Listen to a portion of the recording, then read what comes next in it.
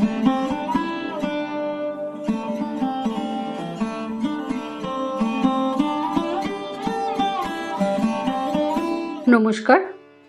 বাংলা সেরা সাহিত্য চ্যানেলে আপনাদের স্বাগত জানাই।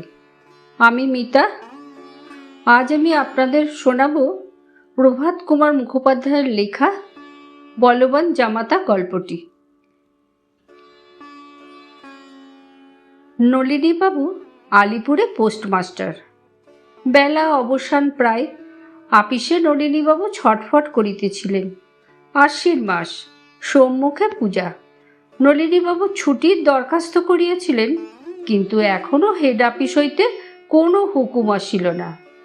যদি আজ 5টার মধ্যেও হুকুম আসে, তবে আজই মেলে এলাহাবাদ রওনা হইবেন।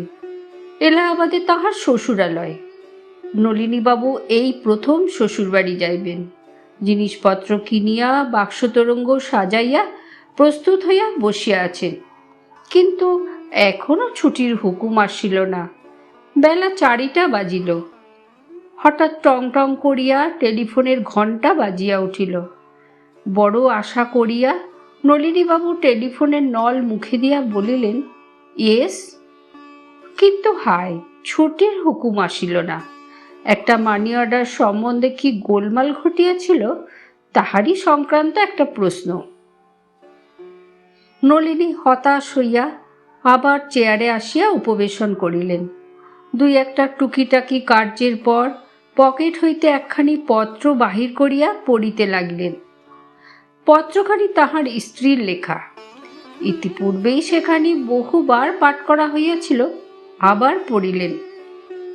একটি পাখির ছবি, নিম্নে সোনার জলে মুদ্রিত। যাও পাখি, যেথা মম আছে প্রাণপতি। প্রিয়তম, তোমার সুধা মাখা পত্রখানি পাইয়া মন প্রাণ শীতল হইল। নাথ, এতদিনের পর কি দীর্ঘ বিরহের অবসান হইবে? তোমার চাঁদ মুখখানি দেখিবার জন্যে আমার চিত্তচকর উৎকণ্ঠিত হইয়া আছে। আজ 2 বৎসর আমাদের বিবাহ হইয়াছে, এখনো একদিনের তরে পতিসেবা করিতে পাইলাম না। ছুটি হইলে শীঘ্র চলিয়া আসিও। দুঃখিনী আশাপথ চাহিয়া রহিল। দিনাজপুর হইতে মেজদি আজ আসিয়া পৌঁছিয়াছেন। কতদিনে তোমার ছুটি হইবে? 5মীর দিন যাত্রা করিতে পারিবে কি? আজ তবে আসি। মনে রেখো, ভুলো না, তোমারই সরোজিনী। নলিনীবাবু পত্রখানি উল্টিয়া পাল্টিয়া পাঠ করিলেন। শেষে পুনর্বার তাহা পকেটে রাখিয়া দিলেন। 5টা বাজিতে আর অধিক বিলম্ব নাই। আজও ছুটির কোনো সম্ভাবনা দেখা যাইতেছে না। নলিনীবাবু একটি মৃদু রকমের দীর্ঘ নিঃশ্বাস ত্যাগ করিয়া আবার কার্যে মন দিতে চেষ্টা করিলেন। যাহা হোক, আর 4র্থী মাত্র। যদি আগামী কল্যও ছুটি আসে, তবুও 5মীর দিন যাত্রা করিতে সমর্থ হইবেন। 5টা বাজিতে আজ যখন 2-1 মিনিট বাকি আছে, তখন আবার টেলিফোন ঝংকার করিয়া উঠিল। আবার নলিনীবাবু নলে মুখ দিয়া বলিলেন, ইয়েস। ছুটি ছুটি ছুটি। নলিনীবাবু 2 সপ্তাহের বিদায় পাইয়াছেন। ডেপুটি পোস্টমাস্টারকে চার্জ বুঝাইয়া দিয়া আজই রাত্রে নলিনীবাবু রওনা হইতে পারিবেন। সরোজিনীর পত্রে প্রকাশ, দিনাজপুরের মেজদি আসিয়াছেন। ইহার আসিবার কথা পূর্বেই নলিনীবাবু অবগত ছিলেন, এবং সেই জন্যেই বিশেষত এবার এলাহাবাদ যাইবার জন্য তাহার এত অধিক আগ্রহ। দিনাজপুরের মেজদির উপর তাহার বিলক্ষণ রাগ আছে, তাই তাহার সহিত এখন একবার সাক্ষাতের জন্য তিনি বড় ব্যস্ত। কিন্তু সে ব্যাপারটি কি বুঝাইতে হইলে মেজদির একটু পরিচয় এবং নলিনীর বিবাহ বৎসরের একটু ইতিহাস বিবৃত করা আবশ্যক। মেজদির স্বামী মহা সাহেব লোক, তিনি দিনাজপুরের ডেপুটি ম্যাজিস্ট্রেট। মেজদির নামটি উল্লেখ করিলে সকলেই তাহাকে অনায়াসে চিনিতে পারিবেন। শ্রীমতী কুঞ্জবালা দেবীর স্বাক্ষরিত ওজস্বিনী স্বদেশী কবিতাগুলি বর্তমান সময়ের মাসিক পত্রিকাগুলিতে কে না পাঠ করিয়াছেন। সৌভাগ্যবশত ফুলার সাহেব বাংলা জানেন না, জানিলে এতদিন কুঞ্জবালার স্বামীর চাকুরিটি লইয়া টানাটানি হইত। কুঞ্জবালা বিদুষী, সুতরাং বলাই বাহুল্য তাহার রসনাটি ক্ষুরোধার। তিনি ইংরাজিতে শিক্ষিতা, সুতরাং তাহার আইডিয়াল সর্ববিষয়ে সাধারণ বঙ্গললনা হইতে বিভিন্ন। দৃষ্টান্তস্বরূপ বলা যাইতে পারে, একবার তাহার এক দেবর এক শিশি সুগন্ধি কিনিয়া আনিয়াছিল। দেখিয়া কুঞ্জবালা জিজ্ঞাসা করিলেন, ও কার জন্য এনেছিস? নিজে মাখব। দূর, ও জিনিস তো কেবল স্ত্রীলোকে আর বাবুতে মাখে, পুরুষ মানুষ কখনো সুগন্ধি ব্যবহার করে? বালক দেবরটি বৌদিদির তীক্ষ্ণ বিদ্রুপ বুঝিতে না পারিয়া ভালো মানুষের মতো বলিয়াছিল, কেন, বাবুরা কি পুরুষ নয়? নলিনীবাবুর যখন বিবাহ হয় তখন তার মূর্তিটি দিব্য গোল গাল নন্দদুলালি ধরনের ছিল। গাল দুইটি টেবো টেবো, হাত দুখানি নবনীতপম। প্রকোষ্ঠ দেশের কোমল অস্থিগুলি কোমলতার মাংসে সম্পূর্ণভাবে প্রচ্ছন্ন। শীলতার অনুমোদিত না হইলেও বিবাহ বাসরে কুঞ্জবালা নলিনীর দেহখানির প্রতি বিদ্রুপের তীক্ষ্ণবার নিক্ষেপ করিবার প্রলোভন সম্বরণ করিতে পারেন নাই। রবীন্দ্রবাবুর কাব্য কিছু পরিবর্তন করিয়া তিনি বলিয়াছিলেন, নলিনীর মতো চেহারা তাহার, নলিনী যাহার নাম, কোমল কোমল কোমলতি যেমন কোমল নাম, যেমন কোমল তেমনি বিকল, তেমনি আলস্যধাম, নলিনী যাহার নাম। একটি শ্লেষ বাক্য মনুষ্যকে যেমন সচেতন করে, 10টি উপদেশ বচনেও সেরূপ হয় না। সেই শ্লেষ বাক্য যদি সুন্দরী মুখর নিঃসৃত হয় এবং সেই সুন্দরী যদি সম্পর্কে শ্যালিকা হন, তাহা হইলে একটি শ্লেষ বাক্যের ফল শত গুণ সাংঘাতিক হইয়া ওঠে। বিবাহের পর নলিনীবাবু কলিকাতায় ফিরিয়া আসিলেন। তাহার শ্বশুর মহাশয়ও সপরিবারে কর্মস্থান এলাহাবাদে চলিয়া গেলেন। কিন্তু বিদুষী শ্যালিকার ব্যঙ্গ নলিনী কিছুতেই বিস্মৃত হইতে পারিলেন না। একদা সন্ধ্যায় পোস্ট অফিস হইতে বাসায় ফিরিয়া ইজি চেয়ারে পড়িয়া নলিনীবাবু ধূমপান করিতেছিলেন। এমন সময় সহসা তাহার মনে একটা মতলবের উদয় হইল। কেন, তিনি তো চেষ্টা করিলেই এ কলঙ্ক মোচন করিতে পারেন, শরীর পুরুষোচিত দৃঢ় করিতে পারেন। পরদিন বাজার হইতে তিনি স্যান্ডোর ডাম্বেল আদি ক্রয় করিয়া আনিয়া বাড়িতে রীতিমতো ব্যায়াম অভ্যাস করিতে যত্নবান হইলেন। নিজ দৈনিক খাদ্য তালিকা হইতে মিষ্ট, দুগ্ধ, ঘৃত, তণ্ডুল যথাসম্ভব কাটিয়া দিয়া তৎস্থানে রুটি, মাংস, ডিম্ব প্রভৃতি যোজনা করিলেন। প্রথম 5-7 মিনিটের অধিক ব্যায়াম করিতে পারিতেন না, ক্লান্ত হইয়া পড়িতেন। অভ্যাসের গুণে ক্রমে ক্রমে সকালে ও সন্ধ্যায় অর্ধঘণ্ট কাল ধরিয়া নিয়মিতভাবে ব্যায়াম করিতে লাগিলেন। 1 বৎসর এইরূপ করিয়া তাহার অঙ্গ প্রত্যঙ্গাদি বিলক্ষণ দৃঢ় হইল। তখন বন্ধ করিয়া দিলেন। 2-1টি শিকারী বন্ধুর সহিত মিলিত হইয়া মধ্যে মধ্যে পল্লী গ্রামে গিয়া হংস, বন্য শূকর আদি শিকার করিতেও অভ্যাস করিলেন। এইরূপ করিয়া 2 বৎসর কাটিয়াছে। এখন আর সে নলিনী নাই। এখন তাহার কপল দেশ বসাশূন্য, চিবুকাগ্রভাগ সূক্ষ্মতা প্রাপ্ত, হস্তপদাদি অস্থিবহুল হইয়াছে। ফলত তিনি নামের এখন সম্পূর্ণ অযোগ্য হইয়া উঠিয়াছেন। এমন সময় একবার কুঞ্জবালার সহিত সাক্ষাৎ আকাঙ্ক্ষিত। হায়, নামটাও যদি পরিবর্তন করিবার উপায় থাকিত। নলিনীবাবু মনে করিয়াছেন, তাহার পুত্র জন্মিলে তাহার নাম রাখিবেন খুব একটা ভীষণ রকমের। কি নাম রাখিবেন এখনো স্থির করিতে পারেন নাই। পরদিন বেলা 2টার সময় নলিনীবাবু এলাহাবাদ স্টেশনে অবতরণ করিলেন। তাহার পরিধানে পায়জামা ও লম্বা পাঞ্জাবি কোট, মস্তকে পাগড়ি, হস্তে একটি বৃহদাকার যষ্টি দেখা যাইতেছিল। জিনিসপত্রের সঙ্গে একটি বন্দুকের বাক্স। ইচ্ছা ছিল ছুটিতে কিঞ্চিৎ শিকারও করিয়া যাইবেন। স্টেশনে নামিয়া চতুর্দিকে চাহিয়া দেখিলেন, কই কেহ তো তাহাকে লইতে আসে নাই। গতকল্য যাত্রা করিবার পূর্বে তিনি যে শ্বশুরমশায়ের নামে 4 আনার টেলিগ্রাম একটি পাঠাইয়াছিলেন, তাহা পৌঁছে নাই কি?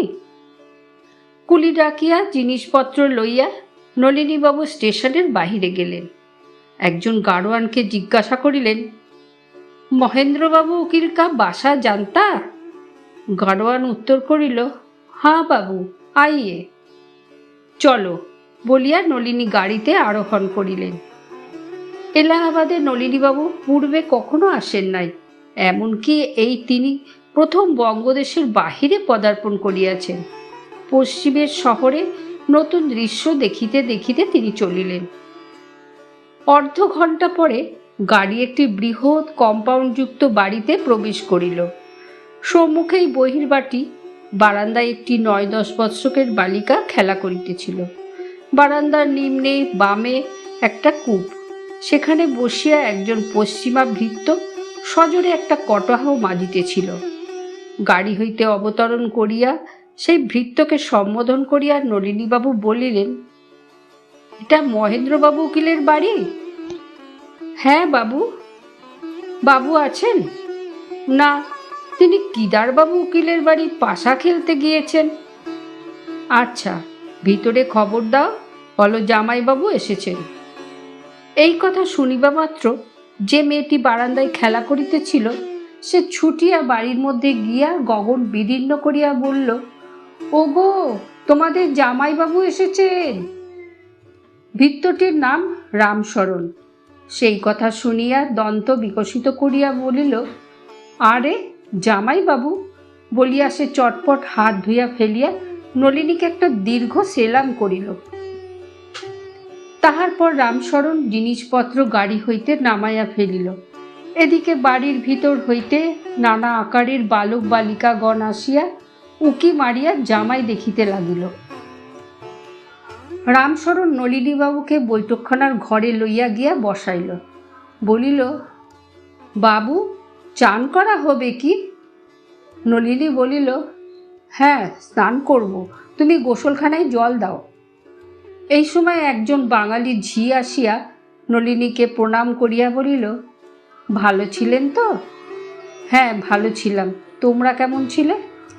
হাসিয়া ঝি বলিল, যেমন রেখেছেন। আজ 6 মাস আমি এ বাড়িতে চাকরি করছি। দিদিমণিকে রোজ জিজ্ঞাসা করি, জামাইবাবু কবে আসবেন গো? দিদিমণি বলেন, এই ছুটি হলেই আসবেন। তা এতদিনে মনে পড়ল, সেও ভালো। আপনি চান করে ফেলুন। মা ঠাকুরন জিজ্ঞেস করলেন, এখন কি জল টল খাবেন না ভাত চড়িয়ে দেওয়া হবে? নলিনী মোগলসরাই স্টেশনে কেলনারের কল্যাণে প্রাতরাশ সমাধা করিয়া আসিয়াছিলেন।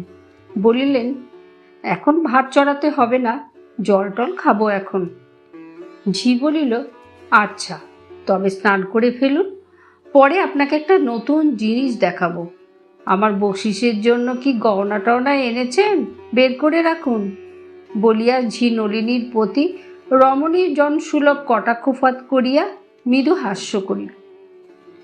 রামশরণ বলিল, তুই বকশিস লেবি, আমি বুঝি বকশিস লেব না? নলিনী ইহার অর্থ কিছুই বুঝিতে পারিল না, কেবল গভীরভাবে ঘাটটি নাড়িতে লাগিল।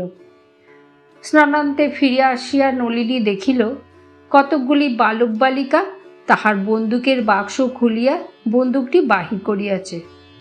সকলে মিলিয়া তার ভিন্ন ভিন্ন অংশগুলো জোড়া দিবার চেষ্টা করিতেছে। তাহাদের হাত হইতে বন্দুকটি লইয়া নলিনী সাবধানে স্থানান্তরে রাখিয়া দিল। এমন সময় পূর্বকথিত ঝি আসিয়া প্রবেশ করিল। তাহার কোলে একটি অল্পবয়স্ক শিশু। তাহার মুখখানি সদ্য পরিষ্কৃত, চক্ষুযুগল এই মাত্র কজ্জলিত, মাথার চুলগুলি সাবধানে আঁচড়াইয়া দেওয়া। ঝি শিশুটিকে হাতে করিয়া তুলিয়া নাচাইয়া বলিল, দেখো জামাইবাবু, দেখো কেমন সোনার চাঁদ হয়েছে, যেন রাজপুত্রটি। নাও একবার কোলে করো। নলিনী কখনোই ছোট শিশু পছন্দ করিত না, তথাপি ভদ্রতার খাতিরে বলিল, বাহ, বেশ ছেলেটি তো, বলিয়া কোলে লইল। ঝি বলিল, বেশ ছেলেটি বললেই হয় না, এখন কি দিয়ে মুখ দেখবে দেখো।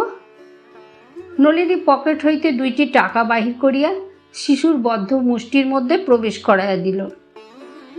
কলিকাতার ঝি তদ্দর্শনে গালে হাত দিয়া বলিল, উমা উমা, ও কি, নোকে বলবে কি গো, রূপো দিয়ে সোনার চাঁদের মুখ দেখা। সমবেত বালক বালিকাগণ খিলখিল করিয়া হাস্য করিয়া উঠিল।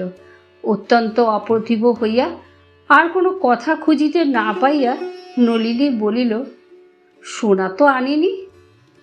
মনে মনে স্বীয় পত্নীর উপরও রাগ হইল। তাহার কি উচিত ছিল না পত্রের নলিনীকে লেখা যে অমুকের সন্তান হইয়াছে, তাহার মুখ দেখিবার জন্য একটা গিনি আনিও। ঝি বলিল, সে কথা শোনে কে, তাহলে আজই স্যাকরা ডেকে সোনার গহনার ফরমাস দাও, ছেলের বাপ হলেই হয় না। নলিনীর বুদ্ধিশুদ্ধি ইতিপূর্বেই যথেষ্ট গোলমাল হইয়া গিয়াছিল। শেষের এই কথা শুনিয়া সে একেবারে দিশাহারা হইয়া পড়িল। ছেলের বাপ হলেই হয় না, ইহার অর্থ কি? তবে নলিনী কি ছেলের বাপ নাকি? শিশুকে ঝির কোলে ফিরাইয়া দিয়া সভয়ে নলিনী জিজ্ঞাসা করিল, ছেলেটি কবে হলো? ঝি পুনর্বার গালে হাত দিয়া বলিল, অবাক করলে যে, তোমার ছেলে কবে হলো তুমি জানো না, পাড়ার লোককে জিজ্ঞাসা করছো? যে 2টি বালক বালিকা উহারই মধ্যে একটু বয়প্রাপ্ত ছিল, তারা ঝিয়ের এই ব্যঙ্গোক্তি শুনিয়া হাসিয়া উঠিল। ক্ষুদ্রতর বালক বালিকাগণ তাহাদের দেখা দেখি উচ্চতর হাস্য করিয়া মেঝেতে লুটোপুটি করিতে লাগিল। সদ্যস্নাত নলিনীর ললাট তখন ঘর্মসিক্ত হইয়া উঠিয়াছে। সে মনের বিস্ময় মনে চাপিয়া রাখিবার প্রাণপণে চেষ্টা করিতেছে। এই গূঢ় রহস্য বেদ করিবার ক্ষমতা তাহার নাই। এই সময় একটি বালিকা আসিয়া নলিনীর হাতে একটি গেলাস দিয়া বলিল, জামাইবাবু, একটু শরবত খাও। নলিনী গেলাসে মুখ দিয়া দেখিল জলটা লবণাক্ত। গেলাস নামাইয়া রাখিল। তখন হঠাৎ তাহার মনে হইল, তাহার প্রতি এই প্রীতিত্ব আরোপটাও জামাই ঠাট্টারই একটা অংশ হইবে। এই মীমাংসায় উপনীত হইয়া নলিনীর মন একটু শান্ত হইল। তাহারই কুঞ্চিত ভুরুযুগল আবার সমতা প্রাপ্ত হইল। সেই বৈঠকখানার একটা কোণে একটা কবাট খুলিবার শব্দ হইল। কবাটের সম্মুখস্থিত পদ অপসৃত করিয়া রামশরণ ভৃত্য বলিল, বাবু আসুন, জল খাওয়া দেওয়া হয়েছে। নলিনী চাহিয়া দেখিল অন্দরমহলের একটি কক্ষ দৃশ্যমান। উঠিয়া সেই কক্ষে প্রবেশ করিল। কক্ষের মধ্যস্থলে সুন্দর কার্পেটের আসন পাতা রহিয়াছে। তাহার সম্মুখে রূপার রেকাবি, বাটি, গেলাসে ভরা নানাবিধ খাদ্য ও পানীয়। নলিনী ধীরে ধীরে আসনখানির উপর উপবেশন করিয়া জলযোগে মন দিল। এমন সময় কক্ষান্তর হইতে মলে ঝুমঝুম শব্দ উত্থিত হইল। একটি ক্ষুদ্র বালিকা দ্বারপথে মুখ দিয়া বলিল, মেজ দিয়ে আসছেন। নলিনী বুঝিল কুঞ্জবালা আসিতেছেন। নিজ দক্ষিণ হস্তের আস্তি সে ভালো করিয়া গুটাইয়া লইল। কুঞ্জবালা আসিয়া দেখুন, তাহার হাতের কবজি এখন আর সুগোল নহে, মাংসল নহে, পরন্তু তাহা সুপুষ্ট অস্থি ও শিরায় সমাকীর্ণ। মলের শব্দ নিকট হইতে নিকটতর হইতে লাগিল। কি ভাই, এতদিনে মনে পড়ল? বলিতে বলিতে যুবতী আসিয়া কক্ষ মধ্যস্থলে দণ্ডায়মান হইলেন, কিন্তু তাহা এক মুহূর্তের জন্য মাত্র। চারিচক্ষে মিলিত হইতেই সেই মহিলা এক হাত ঘোমটা টানিয়া দ্রুত পদে কক্ষ হইতে নিষ্ক্রান্ত হইয়া গেলেন। নলিনী দেখিল তিনি কুঞ্জবালা নহেন। পার্শ্বের কক্ষ হইতে 2-3টি রমণীর উত্তেজিত কণ্ঠস্বর নলিনীর কর্ণে আসিল, কিলো, পালিয়ে এলি যে? ওমা, ও যে অন্য লোক। অন্য লোক কিলো? আমাদের শরৎ নয়? না, শরৎ হবে কেন? কে তবে? আমি জানি।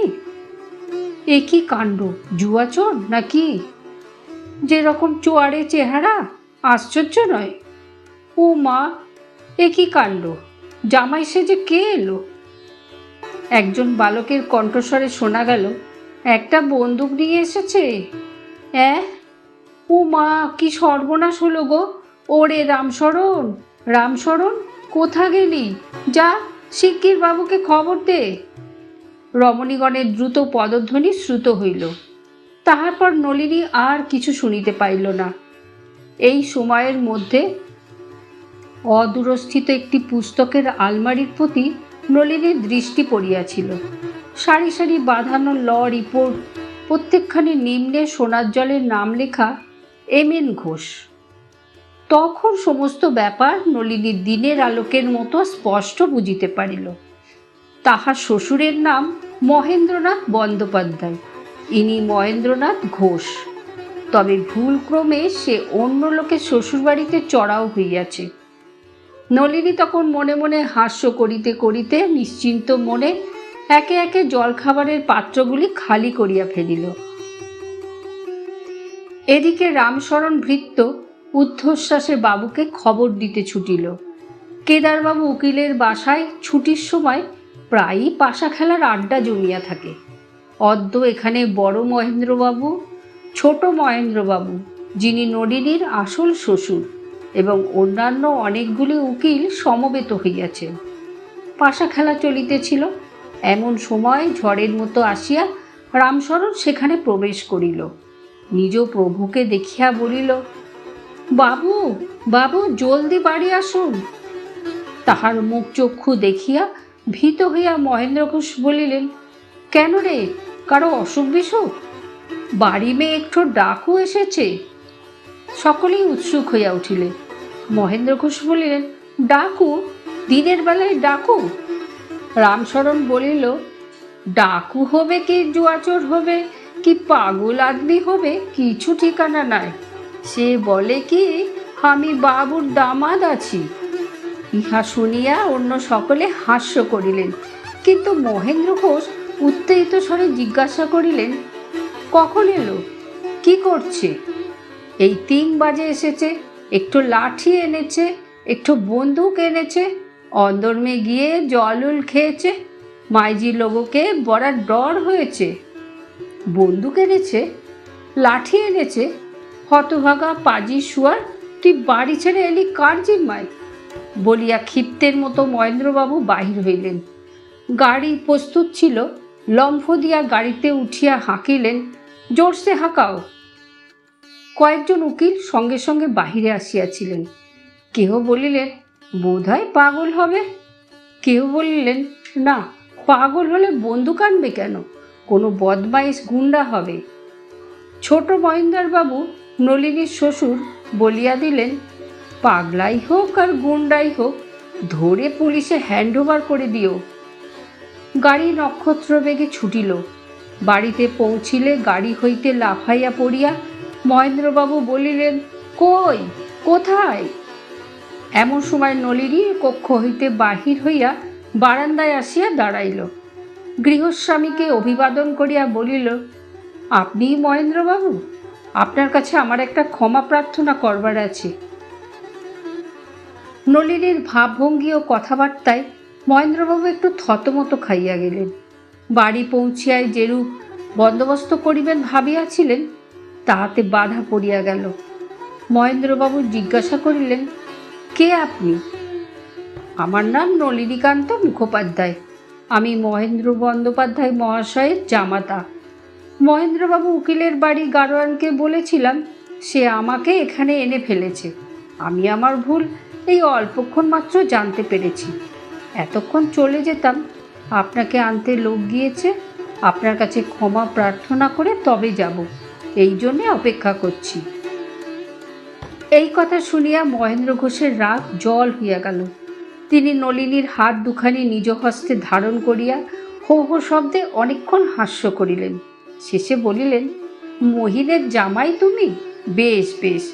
দেখো, এখানে 2 জন মহেন্দ্রবাবু উকিল থাকাতে মক্কেল নিয়ে মাঝে মাঝে গোলমাল হয় বটে, হয়তো মফস্বল থেকে কোনো উকিল আমার কাছে এক মোকদ্দমা পাঠিয়ে দিলে মক্কেল কাগজপত্র নিয়ে উপস্থিত হলো তোমার শ্বশুর বাড়িতে, কিন্তু জামাই নিয়ে গোলমাল এই প্রথম বলিয়া মহেন্দ্র ঘোষ অপরিমিত হাস্য করিতে লাগিলেন। তাহার পর নলিনীকে লইয়া বৈঠকখানায় বসাইলেন। কিঞ্চিৎ গল্প গুজবের পর নলিনীর জন্য একটি ভাড়াটিয়া গাড়ি আসিয়া উপস্থিত হইল। নলিনী তখন বিদায় গ্রহণ করিয়া নিজ শ্বশুরালয় অভিমুখে যাত্রা করিল। এদিকে কেদারবাবু উকিলের বাড়িতে সে অপরাহ্নে পাশা খেলা আর ভালো জমিল না। মহেন্দ্র ঘোষ প্রস্থান করিলে সে সভায় অনেকে অনেক আশ্চর্য জুয়াচুরির গল্প করিলেন, অনেক পাগলের গল্প হইল। ক্রমে সভাভঙ্গ হইল। উকিলগণ একে একে নিজ আলয়ে ফিরিয়া গেলেন। মহেন্দ্র বন্দ্যোপাধ্যায়ের বাড়ি সাগঞ্জ মহল্লায়। তিনি বাড়ি ফিরিয়া চা ও তাওয়াদার তামাক হুকুম করিলেন। আপিস কক্ষে ইজি চেয়ারে বসিয়া চা পান করিতে লাগিলেন। ভৃত্য একটি বৃহদাকার ছিলিম আলবোলায় চড়াইয়া গুলের আগুনে মৃদু মৃদু পাখার বাতাস করিতে লাগিল। চা পান শেষ হইলে মহেন্দ্রবাবু আলবোলার নলটি মুখে করিয়া আরামে চক্ষু মুদ্রিত করিলেন। কিয়ৎক্ষণে এইরূপ কাটিলে পর একটি ভাড়াটিয়া গাড়ি কম্পাউন্ডের মধ্যে প্রবেশ করিল। উকিলের বাড়ি কত লোক আসে যায় মহেন্দ্রবাবু কিছুই ব্যস্ত হইলেন নাই, কিন্তু চক্ষু উন্মিলন করিয়া রহিলেন। বাহির হইতে শব্দ শুনিলে একটি অপরিচিত কণ্ঠস্বর বলিতেছেন, এটি কি মহেন্দ্রবাবুর বাড়ি? হ্যাঁ বাবু। খবর দাও, বলো বাবুর জামাই এসেছেন। এই জামাই শুনিয়াই মহেন্দ্রবাবু কেদারটা ছাড়িয়া উঠিয়া পড়িলেন। জানালার পর্দা তুলিয়া দেখিলেন বৃহৎ যষ্টি হস্তে সন্ডামার্কা আকারের একজন লোক দাঁড়াইয়া আছে। গাড়োয়ান গাড়ির ভিতর হইতে একটা বন্দুকের বাক্স বাহির করিতেছে। দেখিয়াই মহেন্দ্রবাবু হাঁকিলেন, কই হ্যায় রে বলিতে বলিতে বাহিরে আসিয়া বারান্দায় দাঁড়াইলেন। তাহার মূর্তি দেখিয়া বেচারি নলিনী একটু থতমত খাইয়া গেল। মহেন্দ্রবাবু দাঁত মুখ খিচাইয়া সপ্তমে বলিলেন, পাজি বেটা জুয়াচোর, ভাগো হিয়াসে, আবি ভাগো। ঘুরে ফিরে শেষে আমার বাড়িতে এসেছ? শ্বশুর পাতাবাড়ার লোক পেলে না? বেটা বদমাইশ গুন্ডা। ইতিমধ্যে অনেকগুলি ভৃত্য দারোয়ান আসিয়া পড়িয়াছিল। মহেন্দ্রবাবু হুকুম দিলেন, মারকে নিকাল দেও, গর্দান পাকারকে নিকাল দেও। ভৃত্যগণ নলিনীকে আক্রমণ করিবার উপক্রম করিল। তাহা দেখিয়া নলিনী তাহার বৃহৎ যষ্টি মস্তক উপরি ঘূর্ণিত করিয়া বলিল, খবরদার, হাম চলা যাতা হ্যায়, লেকিন जो हमको छुएगा उसका हाड्डी हम चूर चूर कर डालेंगे। নলিনীর মূর্তি ও লাঠি দেখিয়া ভৃত্যগণ কিং কর্তব্য বিমূঢ় হইয়া দাঁড়াইয়া রহিল। নলিনী মহেন্দ্রবাবুকে লক্ষ্য করিয়া বলিল, আপনি ভুল করছেন, আমি আপনার জামাই নলিনী। একথা শুনিয়া মহেন্দ্রবাবু অগ্নিশর্মা হইয়া উঠিলেন। বেটা জুয়াচোর, তুমি শ্বশুর চেনো আর আমি জামাই চিনি নে? আমার জামাইয়ের এরকম গুন্ডার মতো চেহারা? ভাগ হইয়াছে, নিকালো হইয়াছে, নয়তো আভি পুলিশ মে ভেজেঙ্গে। নলিনী আর বিরক্ত করিল না। গাড়ির ভিতর প্রবেশ করিয়া গাড়োয়ানকে বলিল, চলো স্টেশন। গোলমাল থামিলে তাওয়াদার তামাকটা শেষ করিয়া মহেন্দ্রবাবু বাড়ির মধ্যে গেলেন। তাহার গৃহী তাকে দেখিবা মাত্র বলিলেন, মদ খেয়েছ নাকি? জামাইকে তাড়ালে? মহেন্দ্রবাবু গম্ভীর স্বরে বলিলেন, জামাই কাকে বলো? সে একটা জুয়াচোর। জুয়াচোর কিসে জানলে? তখন মহেন্দ্রবাবু পাশা খেলিবার কালে কেদারবাবুর বাসায় যাহা যাহা শুনিলেন সবই বলিলেন। শুনিয়া গৃহিণী বলিলেন, বেশ তো, কিন্তু তাতেই কি প্রমাণ হয়ে গেল যে সে জুয়াচোর? দুজনেরই এক নাম, বাড়ি ভুল করে সেখানে গিয়ে ওঠাই কি আশ্চর্য নয়? স্ত্রীর মুখে যুক্তি শুনিয়া মহেন্দ্রবাবু একটু দমিয়া গেলেন। লাঠি ও বন্দুক দেখিয়াই হঠাৎ তিনি বুদ্ধিহারা হইয়া পড়িয়াছিলেন। এ সকল কথার ভালো রূপ বিচার করিয়া দেখিবার অবসর পান নাই। একটু ভাবিয়া মহেন্দ্রবাবু বলিলেন, সে যদি হতো তাহলে খবর দিয়ে আসতো। আমরা স্টেশনে তাকে আনতে যেতাম। কথা নেই, বার্তা নেই, হঠাৎ কখনো জামাই প্রথমবার শ্বশুরবাড়ি এসে উপস্থিত হয়। সে জুয়া চোর একজন। কেন আসবার কথা থাকবে না? আসবার কথা তো রয়েছে। পুজোর আগেই আসবে আমরা তো জানি, তবে ঠিক কবে আসবে তা খবর ছিল না বটে। পিতার এই বিপদ দেখিয়া কুঞ্জবালা বলিলেন, ওগো, সে নলিনী নয়, আমি তাকে দেখেছি। মহেন্দ্রবাবু বলিলেন, তুই দেখেছিলি নাকি? বলতো কোথা থেকে দেখলি? যখন ওই গোলমালটা হলো আমি দোতলায় উঠে জানলা দিয়ে দেখলাম। নলিনী আমাদের ননির পুতুল। এ তো দেখলাম একটা কাঠখোট্টা জোয়ান। মহেন্দ্রবাবু অত্যন্ত আশ্বস্ত হইয়া বলিলেন, ঠিক বলেছিস। আমি তো সে কথা তার মুখের উপরেই বলে দিয়েছি। আমি আমার জামাই চিনি নে। তার কি এমন মির্জাপুরি গুন্ডার মতো চেহারা? তার দিব্যি নধর বাবু চেহারাটি।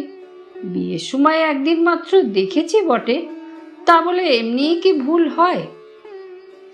এইরূপ কথাবার্তা হইতেছে, এমন সময় একজন ভৃত্য আসিয়া বলিল, বাবু, টেলিগ্রাফ এসেছে। টেলিগ্রাম পড়িয়া মহেন্দ্রবাবুর মুখ শুকাইয়া গেল। ইহা সেই নলিনীর প্রেরিত গতকালকার 4 আনা মূল্যের টেলিগ্রাম। গৃহিণী বলিলেন, খবর কি? নিতান্ত অপরাধীর মতো মাথা চুলকাইতে মহেন্দ্রবাবু বলিলেন, এই তো টেলিগ্রাম এসেছে। সে তবে দেখছি আমার জামাই বটে। গৃহিণী বলিলেন, তবে এখন ফেরাবার কি উপায়? যাই, নিজে গিয়ে দেখি।